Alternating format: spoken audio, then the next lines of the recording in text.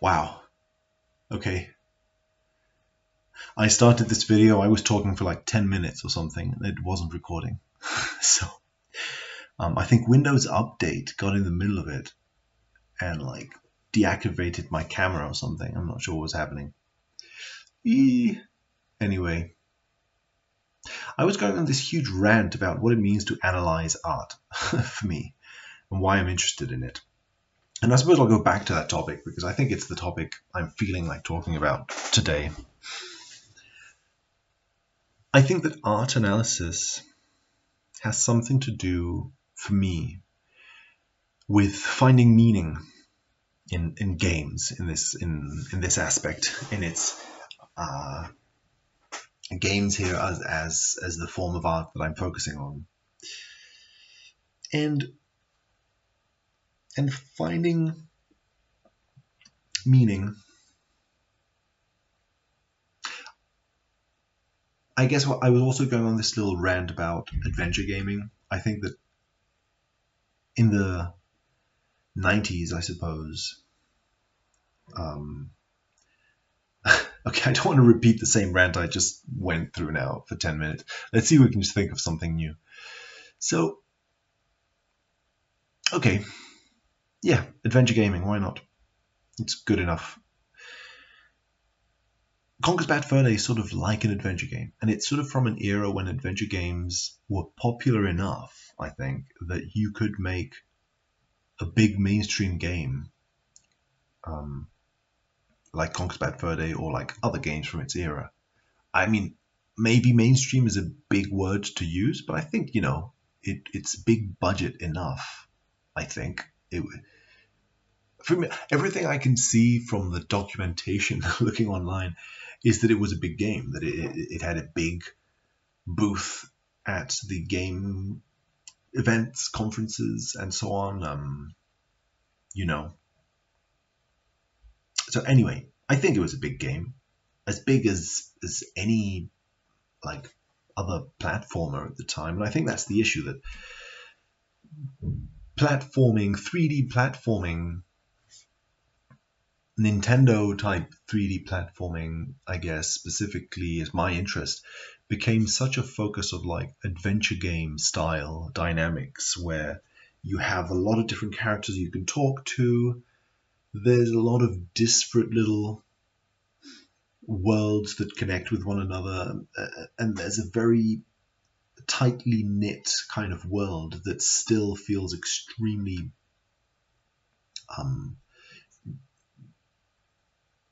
disconnected in a sense. There's a, like, not a cheese world, but there's a honey world, there's a medieval castle, there's a futuristic cyber sort of security vault, whatever.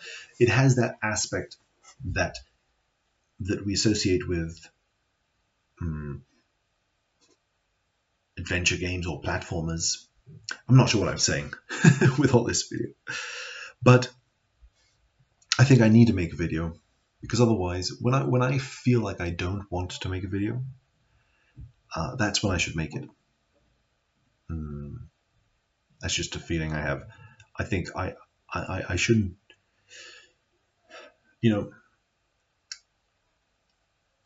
I shouldn't wait till things feel good to make.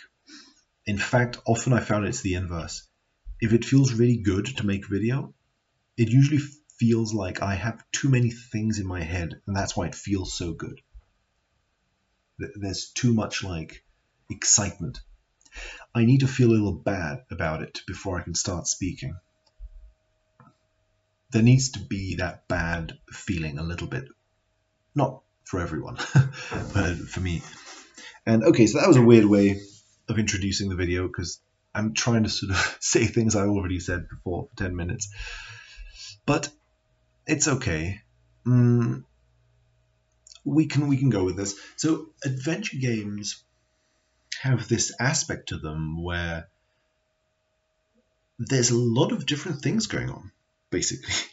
And a lot of different types of characters in different settings, and therefore a lot of different kinds of dialogue. So you'll have dialogue in a medieval setting, dialogue in a futuristic setting, dialogue in a lava prehistoric setting, dialogue in a poop world, whatever that is, dialogue in a farm, dialogue in a whatever, right? And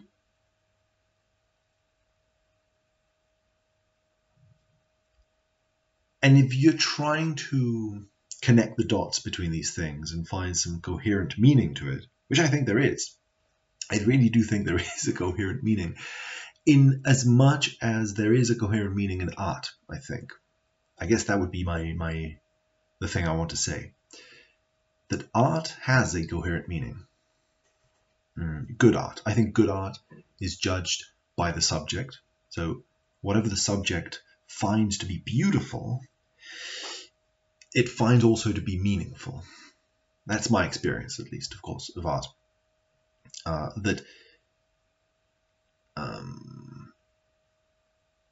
And again, it gets tricky because it is an extremely subjective kind of experience. But in my subjective sort of experience of this, it is that good art for me is extremely like multi-layered. In its well, maybe just multi-layered per se, just multi-layered, and there is a feeling of coherence, things working in some sense. You feel this with a lot of other art forms, music, for example. There's a feeling of like, no matter how weird the notes are and how disconnected they are, it works. If it's a good song, if it's a good thing, it works. Somehow you feel it to work, and you feel it subjectively. And so then the thing is, what do you do if what you're trying to do is analyze the art? What does that mean? I think it means putting into words some of this meaning that the artist conveyed. Putting it into words. But art can be very multi-layered, right? Like a symphony. Whatever. Let's just use this example. But a big symphony by Beethoven, for example, you can maybe the first time you listen to it be stunned by the amount of different notes playing at the same time, right? Let's say you can choose any example you want, and maybe the more you watch that work of art, the more you start seeing, oh, I can find ways to express what I mean when I'm expressing what this artwork means. What I mean when this artwork means something through me. Things like musicology or any kind of art criticism, art analysis, anything that I like personally in those domains of art criticism. I'm going on a huge weird tangent here, but it's okay. So what I like in those realms is precisely the way in which you can somehow almost put into words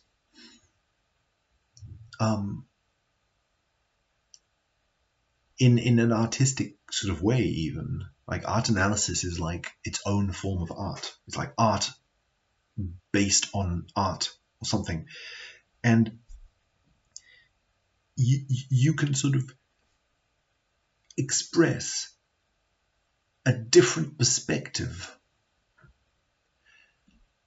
of the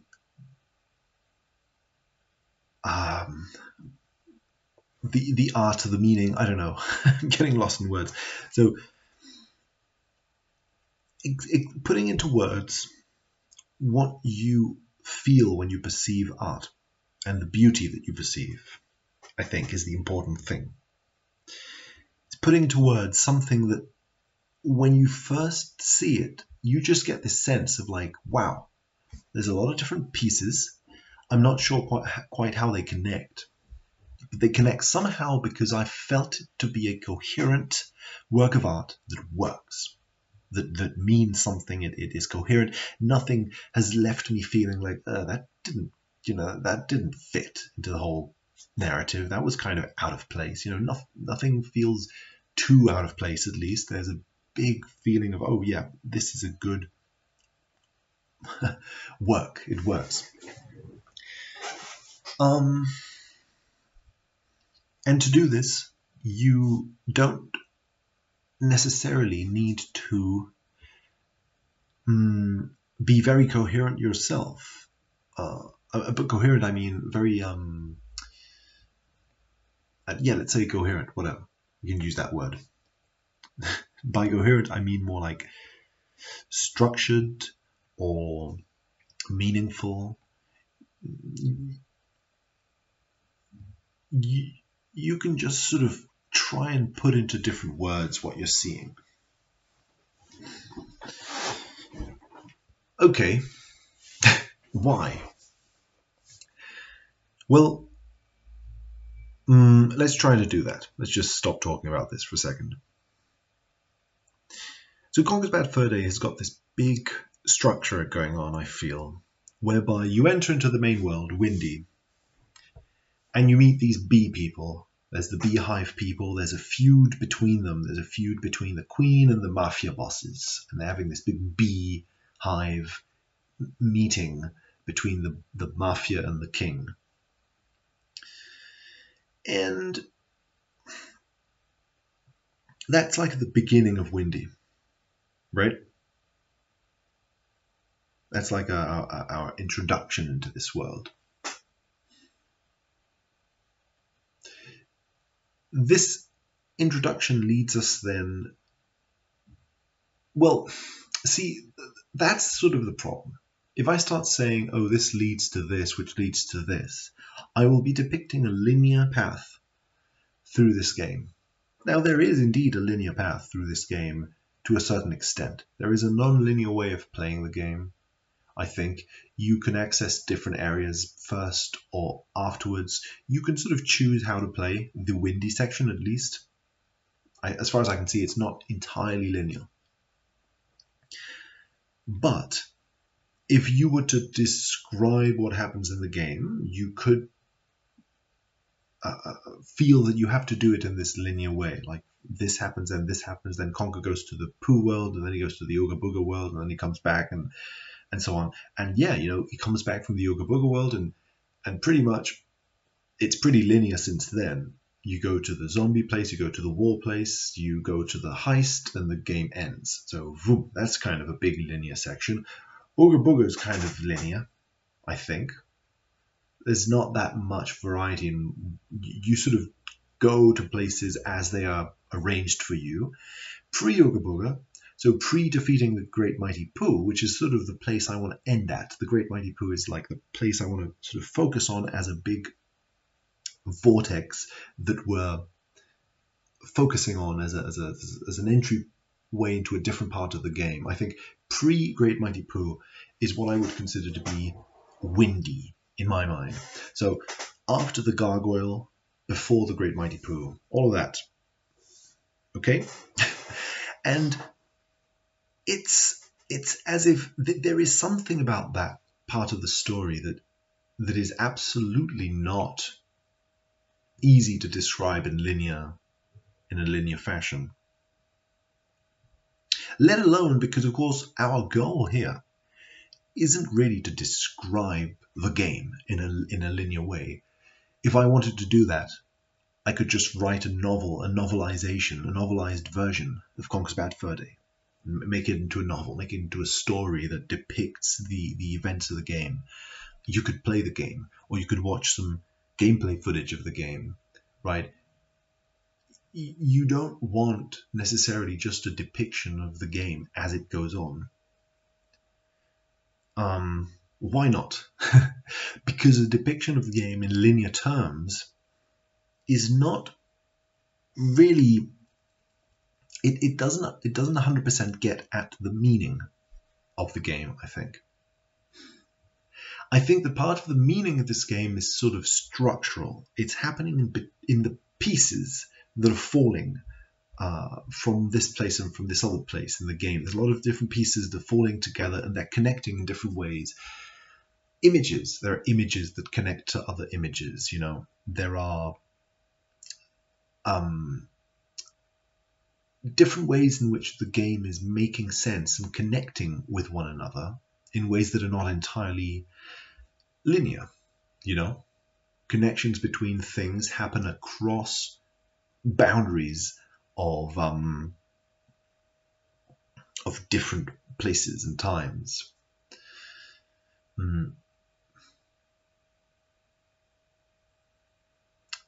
So what do we do? What do we do in that case, in that situation?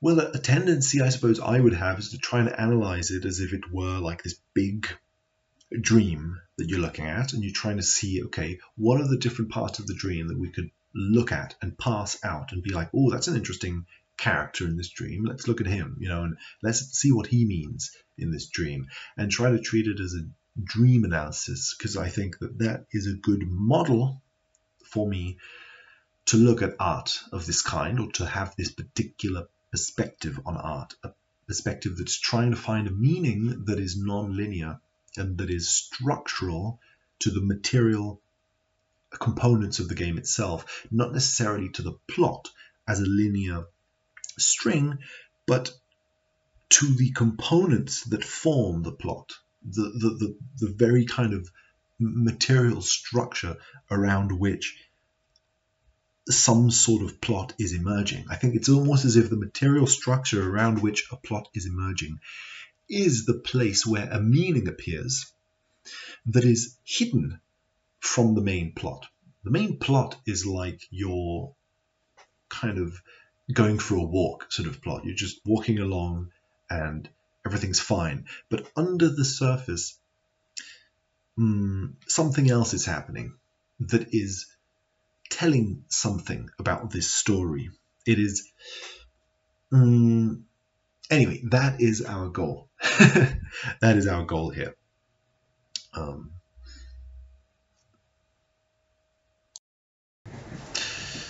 Okay, I just watched what I just recorded, and I'm going to try and add some more comments to that as a continuation to what we were saying before. And the way we can continue this is by saying, how do we start to enter into this game?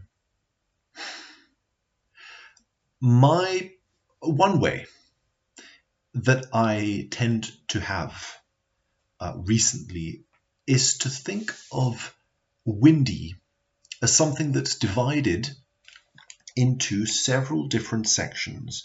The section and then to try and see each section as what it is, to try and analyze it for itself as its own little section and see how much juice we can get out of each different thing. Right, that's interesting, but how do we do that? How do we even begin to do that? Well, as we said, the game begins with Conker meeting a queen bee and her troubles. So there is, from the get-go, some kind of meeting between the bees.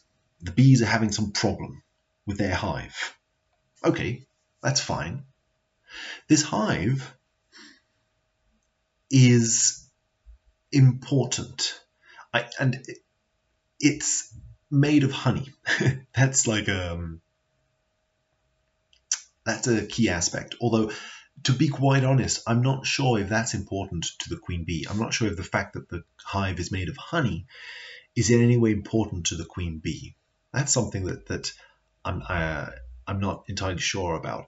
But she's having a problem with the hive. The wasps, I think, are coming and stealing it. They're stealing the hive. They want it. I suppose the hive is an asset. It's valuable to the queen, so anything that's valuable to a queen surely should be valuable to mafia bosses. You know what I mean? Yeah.